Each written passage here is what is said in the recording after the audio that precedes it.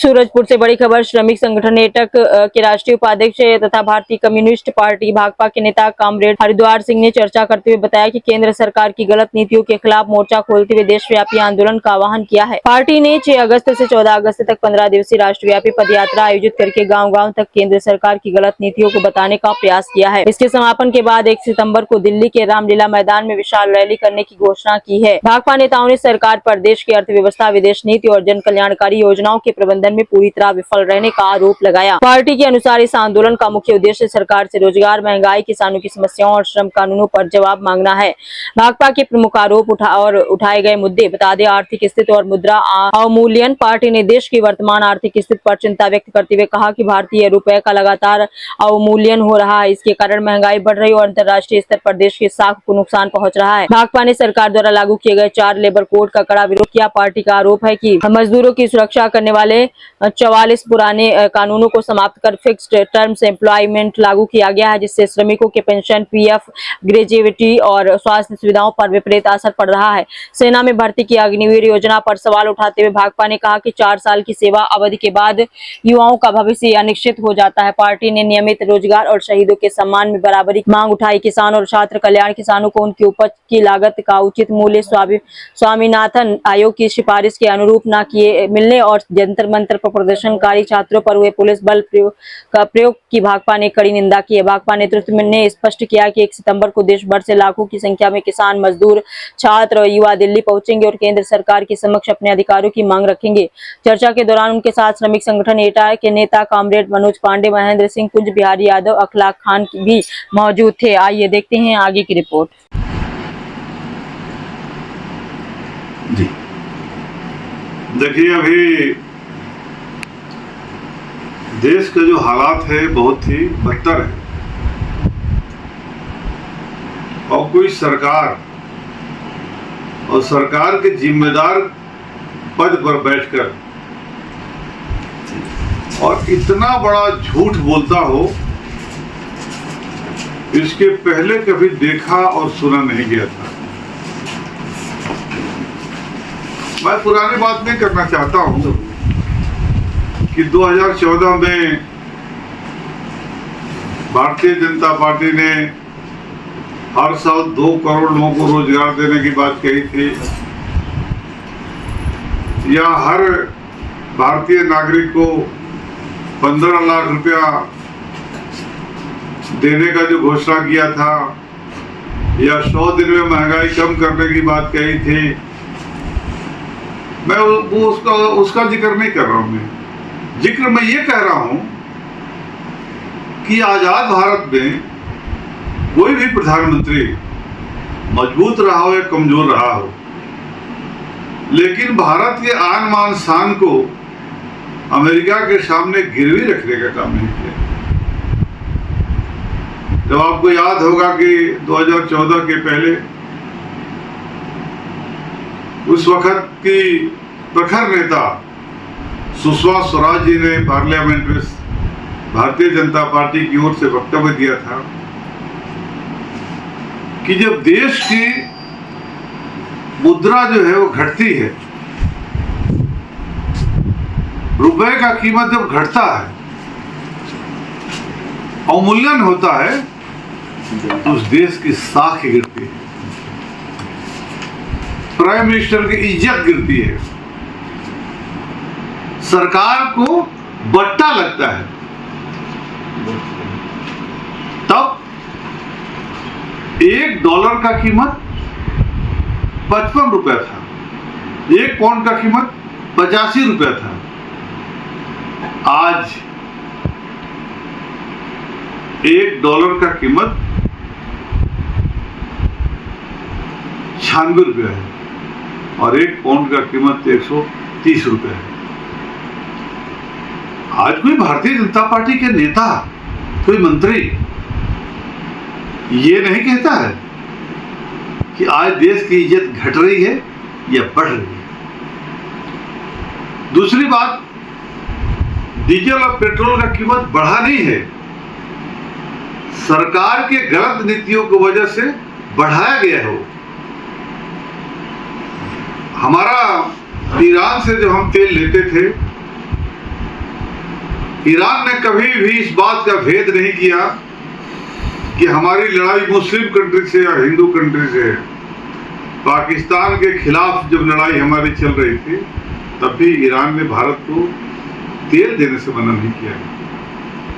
America के दबाव में हमने कहा कि हम तेल ईरान से नहीं लेंगे।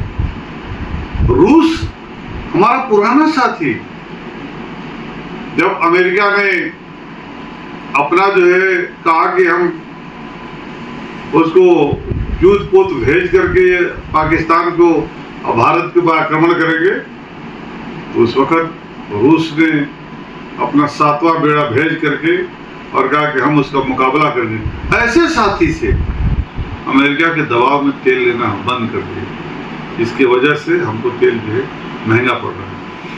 क्या ऐसा हो सकता है कि एक इटली की प्राइम मिनिस्टर को फोटो खींचने के क्रम में हमारे देश के प्राइम मिनिस्टर ने कुछ बातें कही जो उसे सूट नहीं किया, और इटली के प्राइम मिनिस्टर ने कहा कि भारत के प्रधानमंत्री अपने दोस्त राज्यों को का मजाक उड़ाते हैं।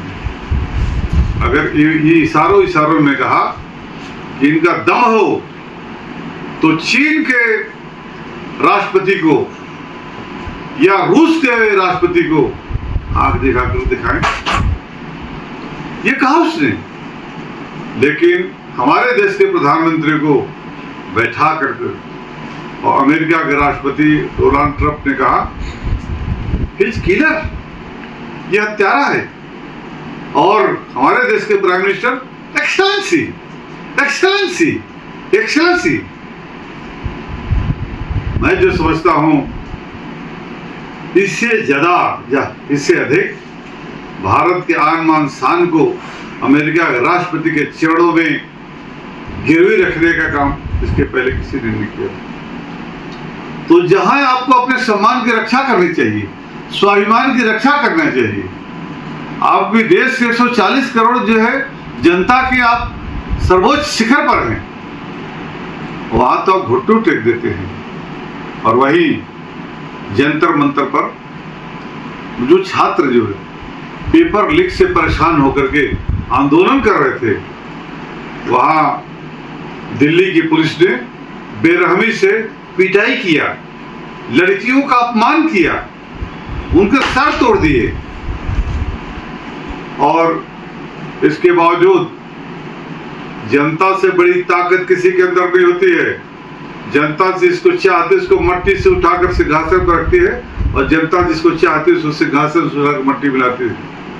जब पूरे देश के लाखों जो छात्र वहां जंतर मंतर पर पहुंच करके और हुजूम लेकर के पार्लियामेंट के अंदर जब गए, तो 56 इंच के चौड़े जो प्रधानमंत्री वो पिछले दरवाजे से भाग गए।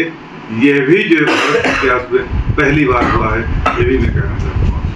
इसीलिए जरूरत किस बात की है? जरूरत है महंगाई को कम करने की। सोना का कीमत नहीं बढ़ा है, रुपए का कीमत कम होने से सोना का कीमत अधिक दिख रहा है। जिस देश के अंदर करोड़ों लोग बेरोजगार हैं, जिस देश के अंदर किसान मांग क्या रहे हैं आपसे, किसान यही तो कह रहे हैं कि फसल के जो पैदा करने में हमारी जो लागत है उसका दोगुना कीमत दे दीजिए, ताकि हम भी कर्जा से मुक्त होकर के और हम भी एक स्वतंत्र नागरिक जी सके। आप वादा करने के बाद नहीं दे पाए। मजदूरों के लिए आप 4 लेबर कोड लेकर के आ गए।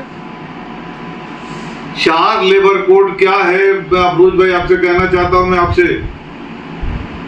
44 जो हमको कानून थे मजदूरों को प्रोटेक्शन देने के लिए, मालिकों से बचाने के लिए, रक्षा करने के लिए, आपने इस सारे कानून को खत्म कर दिया। और मालिकों के लिए आपने ये जो है सहूलियत कर दिया।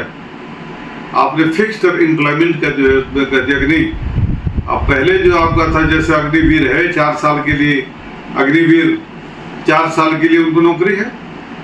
अगर नियमित जो फौजी है सीमा पर मारा जाता है तो उसके डेड बॉडी को उसे घर तक पहुंचाया जाता है। अग्निवीर अगर मारा जाएगा तो उसके डेड बॉडी को दफना देते थे। शहीदों के लाशों में इतना फर्क करने का काम आज तक किसी भी सरकार ने नहीं किया था। यही हालत है, जब फिक्स टर्म एम्प्लॉयमेंट हो जाएगा तो क्या उसको ग्रेच्युटी मिलेगी, क्या उसको पीएफ मिलेगा, क्या उसको पेंशन मिलेगा, क्या उसको जो है वो लाइफ कवर मिलेगा, क्या उसको दवाई की सुविधा रहेगी, क्या उसके बच्चों की पढ़ाई की सुविधा रहेगी, क्या उसको जो घर मकान रहने की सुविधा रहेगी, कहाँ जाएगा 4 साल बाद वो। इसीलिए मैं आपसे कहना चाहता हूँ कि यह सरकार पूरी तरह से विफल सरकार है, और इसीलिए भारतीय कम्युनिस्ट पार्टी ने 15 दिन तक 6 अगस्त से लेकर के और 14 अगस्त तक पूरे देश में पदयात्रा का आयोजन किया। और भारतीय कम्युनिस्ट पार्टी ने नारा दिया है 1 सितंबर को लाखों लाख की संख्या में हम रामलीला मैदान में दिल्ली जाएंगे और भारत सरकार से सारे सवालों का जवाब पूछेंगे।